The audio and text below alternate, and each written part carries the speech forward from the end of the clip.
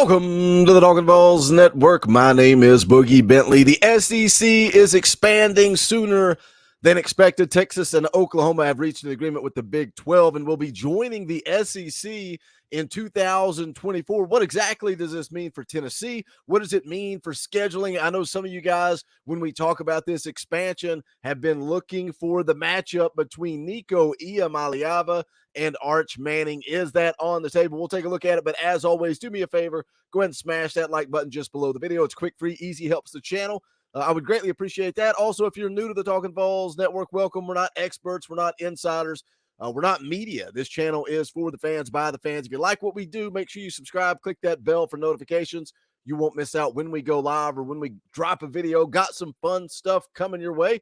Going to be doing a Super Bowl watch party on Sunday night. Hope you guys will come hang out for that. Also got a live stream coming next Wednesday night, 7 p.m. Eastern time. Speaking of Nico versus Arch, we're going to get Coach Jay on the show. We're going to do a live film breakdown looking at Arch Manning, looking at Nico Iamaleava, who's the better quarterback as we go into their freshman campaigns in 2023. But let's take a look at the article that came out yesterday from sportsillustrated.com talking about the expansion. Again, Texas, Oklahoma reach agreement with the Big 12 to join the SEC in 2024. Now, a lot of speculation. A lot of people thought that this was going to be delayed a year. We thought this was coming in 2025, but money rules everything. If you don't think college football is a big money business, wait till you take a look at the numbers in this article. It says the departing schools will now head to their new conference a year ahead of schedule. Says here the path to the SEC in 2024 has been cleared. The Longhorns and Sooners have finalized an agreement with the Big 12 as well as its television partners to exit the league 1 year earlier than scheduled. Sources tell Sports Illustrated. Under the agreement, the schools would join the SEC in July 2024 in time to participate in the 2024 football season. The agreement ends several months of discussions for an early separation and comes just days after negotiation snags seem to trigger reports of an altogether end to talks. See, that's where all the speculation was at.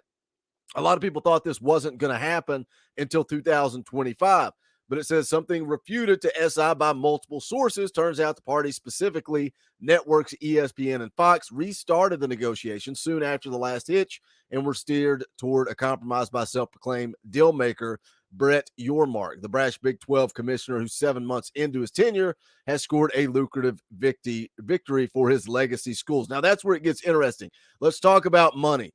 $100 million, it says here, as part of the exit agreement. Again, big money business. Oklahoma and Texas will owe a combined $100 million to the Big 12. Now, what are they going to do with that money? It says here it's going to be distributed to the 8 Big 12 legacy universities to offset an expected decrease in the 2024 conference revenue. $100 million. Now, I was listening to Josh Pate talk about this last night. He was speculating, some of that money is going to go to those Big 12 legacy universities. Some of that money likely going to be used to try to recruit other schools to come to the Big 12. College football is changing. But gone are the days of the sport that we grew up loving. And I still love college football, still my favorite sport, but it's just so much different now with the way the conferences are shaking out. So now the Big 12, losing Oklahoma, losing Texas, are going to go out and start recruiting other universities to their conference. But how much bigger does the SEC get? I mean, the SEC is dominant in college football. It is a mega conference already.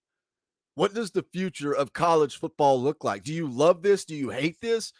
It creates some interesting matchups for me. Obviously, Tennessee, Texas, and we'll get into scheduling and all that here in just a second. Texas wouldn't even be a state if not for Tennessee. I love that rivalry, the battle for the real UT. Who is the real UT? Obviously, it's Tennessee. Even though Texas wants to claim it, that's a fun rivalry. Bringing that to the SEC is fun for college football, but what does the future of the sport look like? We're talking about $100 million for Oklahoma and Texas to get out of the Big 12 1 year early.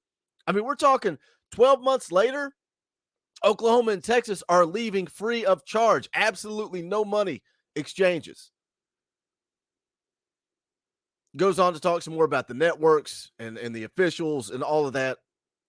What I'm more interested in is down here once we get to the bottom and start talking about the SEC. Says SEC athletic directors met last week in New Orleans for their annual winter gathering. Texas and Oklahoma athletic directors were in attendance. Says for nearly a year now, the league has been attempting to finalize a new future scheduling format, an ordeal complicated by the uncertainty of Texas and Oklahoma's arrivals. Now that's set, that's taken care of. Going to meet again in March, but it says here while many administrators are now leaning to move to a divisionless 9-game conference schedule. Additional revenue from ESPN is a missing piece in that decision. With more inventory and extra league game, the conference wants more cash. In the 9-game format, each team would play 3 permanent opponents and a rotation of 6 others, assuring that each member would meet every team in the league twice in a 4-year cycle, once at home and once away. So those of you that are focusing on the Nico versus Arch aspect of this move, we're going to get that. We are going to get that with the 3 and 6 format. And, all signs indicate that's where they're going. So the other question that pops up, who are Tennessee's 3 reoccurring opponents? Who are their 3 rivals that they play year in and year out? And the way this thing has played out over the last 10 years, 15 years, right? Oklahoma, dynasty. Alabama, dynasty. Georgia, becoming the new Alabama. 2 teams that just so happen to be on Tennessee's schedule every single season. And timing is everything. Timing is everything. But when you flip over and you look at Georgia's path to the national championship, they don't have to play Alabama every year. Yes, they have to play them in the SEC championship occasionally. Tennessee's schedule has been brutal with Alabama on it every year. What 3 teams are on Tennessee's schedule every year? I think Alabama has to stay there. Alabama's going to have to stay there. But I think Georgia is gone. Florida is gone.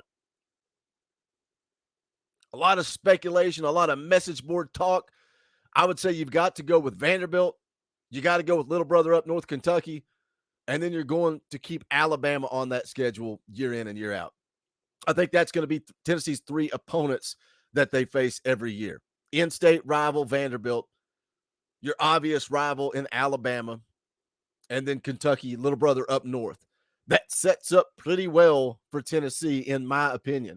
And I don't want, I'm just calling a spade when you talk about Alabama the past however many years that they've been on Tennessee's schedule year in and year out, SEC East versus SEC West, the cross-division rival opponent. I never wanted Alabama off the schedule.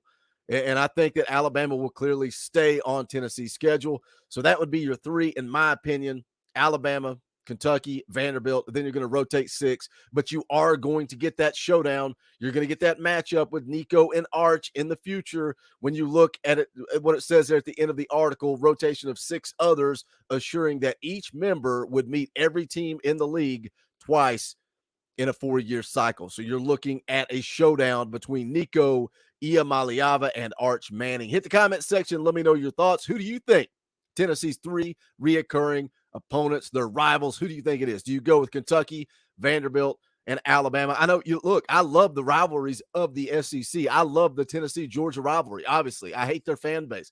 Made that known multiple times.